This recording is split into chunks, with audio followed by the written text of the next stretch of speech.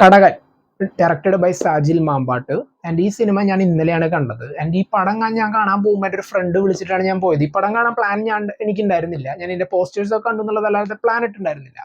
പക്ഷെ പടം കണ്ടു കഴിഞ്ഞപ്പോൾ ചില പടങ്ങൾ നമ്മൾ തീരെ പ്രതീക്ഷിക്കാതെ ഒരു ഓർക്കാപ്പുറത്ത് പോയിട്ട് ഇഷ്ടപ്പെടുന്ന പടങ്ങളുണ്ട് ഇല്ലേ?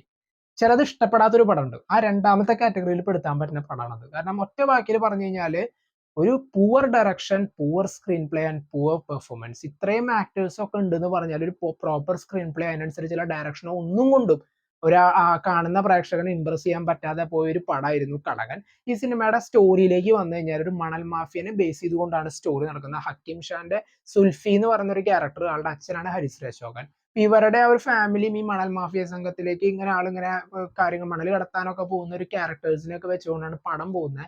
ഈ പടത്തിന്റെ പേര് കടകൻ എന്നുള്ള പേര് എന്തുകൊണ്ടാണ് വെച്ചതെന്ന് അപ്പൊ എനിക്ക് മനസ്സിലായി. കാരണം മണൽ മാഫിയനെ ബേസ് ചെയ്തുള്ള പേരായിരിക്കും കടകൻ എന്നുണ്ടാവുക. പക്ഷെ കാണാൻ വന്ന പ്രേക്ഷകന്റെ കണ്ണിൽ മണ്ണ് വാരി എറിഞ്ഞൊരു അവസ്ഥയായിരുന്നു പടം കണ്ടു തുടങ്ങിയപ്പോൾ. കാരണം 2 മണിക്കൂർ 8 മിനിറ്റ് ആണ് പടത്തിന്റെ ഡ്യൂറേഷൻ. ബട്ട് ഈ പടത്തിന്റെ ഡ്യൂറേഷനിൽ ഏതെങ്കിലും ഒരു മൊമെന്റിൽ നമ്മളിന്ന് പിടിച്ചിരുത്താനോ അല്ലെങ്കിൽ ഒരു പെർട്ടിക്കുലർ സീനോ നമുക്ക് പറയാൻ പറ്റില്ല ഈ ഒരു സീൻ നന്നായിരുന്നു ആ സിനിമയിൽ, ഇത്രയൊക്കെ പറഞ്ഞാലും എന്ന് പറയാൻ പോലും ഇല്ലാത്ത ഒരു പടമായി മാറി കടകൻ. ഇതിന്റെ പെർഫോമൻസിലേക്ക് വന്ന ഹരിശ്രീ അശോകൻ, ജാഫ്രിഡിക്ക്, മണികണ്ഠനാചാരി, ഹക്കീം ഷാ ആൻഡ് ഇതിന്റെ വില്ലൻ ക്യാരക്ടർ ചെയ്തിട്ടുള്ളത് നമ്മുടെ രാജമാണിക്യത്തിലത്തെ വില്ലനാണ് നാടാര്. ഇത്രയും ആൾക്കാരുണ്ട്. ഇത്രയും ആൾക്കാരുടെ ഒരു പെർഫോമൻസ് അല്ലെങ്കിൽ ഇതിലെ വില്ലൻ ക്യാരക്ടറിന് എടുത്തു പറയണം. കാരണം വെച്ചാൽ വില്ലൻ ക്യാരക്ടറിന്റെ ചില മാനേഴ്സ് ഒക്കെ കണ്ടു കഴിഞ്ഞാൽ, പോലീസ് യൂണിഫോമിലുള്ള മാനേഴ്സ് കണ്ടു കഴിഞ്ഞാൽ ഭീമൻ രഘുവിനെ ഇമിറ്റേറ്റ് ചെയ്യുന്നതും. ഭീമൻ രഘു 480 പിക്സൽ വേർഷൻ ആയിരുന്നു, അല്ലെങ്കിൽ ഭീമൻ രഘു 144 പിക്സൽ ആയിരുന്നു. വരുന്ന സീനുകളിലൊക്കെ ജാതി കോമഡി ആയിരുന്നു. അതുപോലെ തന്നെ കോമഡി ആക്കിയിട്ട് ആളെ വിടുകയും ചെയ്തിട്ടുണ്ട്. ഒരുപാട് നാളുകൾക്ക് ശേഷമാണ് ഒരു മലയാളത്തിൽ ആൾ റോൾ ചെയ്യാൻ വരുന്നത്. അത് ഇങ്ങനെയായി മാറുകയും ചെയ്തു. ആൻഡ് ബാക്കിയുള്ള ക്യാരക്ടേഴ്സ് അല്ല ശരി, മണികണ്ഠനാചാര്യൊക്കെ വെറുതെയായിരുന്നു, ഒരു കാര്യം ഉണ്ടായിരുന്നില്ല. ആൾ കാണിക്കുന്ന സീൻ തൊട്ട് അവസാനിക്കുന്ന സീൻ വരെ ഒക്കെ ആൾക്ക് ഇങ്ങനെ എന്തൊക്കെയോ ഒരു വഴിപാടിന് വേണ്ടി വന്ന പോലത്തെ ഒരു ക്യാരക്ടർ ആയിരുന്നു അത്. ആൻഡ് ഇപ്പോ ബാക്കി നിർമ്മലിന്റെ ക്യാരക്ടറൊക്കെ ശരിക്കും വെറുപ്പിക്കലായിരുന്നു കോമഡി എന്നുള്ള രീതിയിൽ. ഹരിശ്രീ അശോകന്റെ ക്യാരക്ടർ, അച്ഛൻ ക്യാരക്ടർ ആയാലും ശരി, ആൾ ഇത്തിരി മാസ് കാണിക്കാൻ ശ്രമിച്ചു. പക്ഷെ പടത്തിന്റെ ആ ഒരു അവസ്ഥ ഇതായത് കൊണ്ട് അത് എവിടെ ഏക്കാതെ പോയ ഒരു അവസ്ഥയായിരുന്നു. ഹക്കീം ഷായുടെ ക്യാരക്ടറിന് ആൾക്ക് ചെയ്യാൻ പറ്റുന്ന മാക്സിമം ചെയ്തു. പക്ഷെ പടത്തിന്റെ ഗതി ഇങ്ങനെ ആയതുകൊണ്ട് അതും എവിടെ എത്തിയില്ല.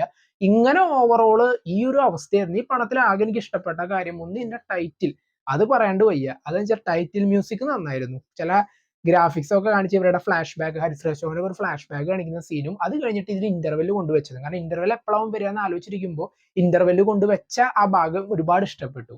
അത് ഭയങ്കര രസമായിരുന്നു. അങ്ങനെ പടം എങ്ങനെയെങ്കിലും കഴിഞ്ഞാൽ സെക്കൻഡ് ഹാഫിലേക്ക് കയറുമ്പോൾ കയറണമെന്ന് ആലോചിച്ചു പോയി. ഞാൻ സെക്കൻഡ് ഹാഫിന് വേണ്ടിയിട്ട് കയറിയപ്പോൾ എന്തെങ്കിലും ഒരു മിറാക്കിൾ സംഭവിക്കുന്ന വെച്ചു. ബട്ട് ആ മിറാക്കിൾ സംഭവിക്കുന്ന വെച്ചാൽ എനിക്കാണ് തെറ്റ് പറ്റിയത്. പടത്തിന്റെ അവസ്ഥ പിന്നെയും താഴോട്ട് തന്നെയായിരുന്നു. ഒരുപാട് സിനിമകൾ, ഇപ്പോ 4 സിനിമകളാണ് നമ്മുടെ തിയേറ്ററുകളിൽ നല്ല രീതിയിൽ ഓടിക്കൊണ്ടിരിക്കുന്നത്. ഇപ്പൊ മഞ്ഞുമ്മൽ ബോയ്സ് എന്ന് പറയുന്ന സിനിമ ഇതുവരെ ലിസ്റ്റിൽ ഇല്ലാതിരുന്ന ഒരു പടമായിരുന്നു. പക്ഷെ ആ പടം ഇപ്പോൾ കാണിക്കുന്ന ഒരു പെർഫോമൻസ് എന്താണ്, ഒരുപാട് അപ്രിസിയേഷൻ കിട്ടി. തമിഴ്നാട്ടിലൊക്കെ ഇപ്പോഴത്തെ ബുക്കിംഗ് ഒക്കെ നിങ്ങൾ കണ്ടു നോക്കി. അതുപോലെ ബാക്കിയുള്ള സിനിമകൾ നല്ല ഓഡിയൻസ് എന്ന് വെച്ച് കഴിഞ്ഞാൽ നല്ല സിനിമ അല്ലെങ്കിൽ നല്ല കണ്ടന്റ് വരികയാണെങ്കിൽ കാണാൻ ഇവിടെ പ്രേക്ഷകരുണ്ട്.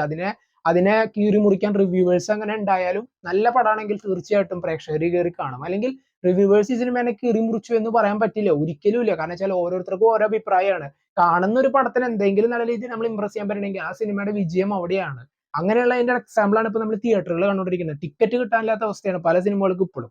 അതുകൊണ്ട് സിനിമയുടെ പ്രശ്നം അല്ലെങ്കിൽ ആ കാണുന്ന പ്രേക്ഷകന്റെ കുഴപ്പമല്ല. സിനിമ നല്ലതാണെങ്കിൽ തീർച്ചയായിട്ടും ആക്സെപ്റ്റ് ചെയ്യും, അല്ലാത്തവ ശരിക്കും തഴയപ്പെടും. അതാണ് സത്യം. എന്തൊക്കെയായിരുന്നു നിങ്ങൾക്ക് പടത്തെ കുറിച്ചുള്ള അഭിപ്രായം? കണ്ടവരുടെ അഭിപ്രായം നോട്ട് ചെയ്യാം.